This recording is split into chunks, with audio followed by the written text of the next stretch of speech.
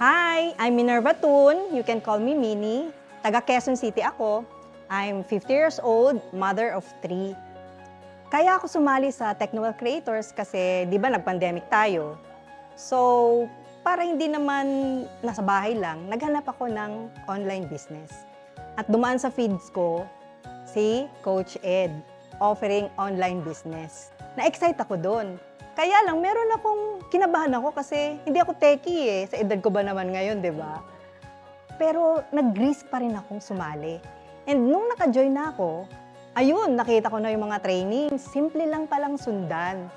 At hands-on lahat ng mga coaches and with all other leaders na may helping community. Yun ang nagustuhan ko. Kaya nag-stay ako. Tranabaho ko. Of course, wala namang madali, di ba? Pero, trinabaho ko, tsinaga ko. And currently, I enjoyed na, umabot na ako sa mga 1.2 million earnings. O, di ba? So, kung kayang gawin ng isang mother, hindi techie, I'm sure kaya nyo rin gawin. But all you have to do is make the first step to join.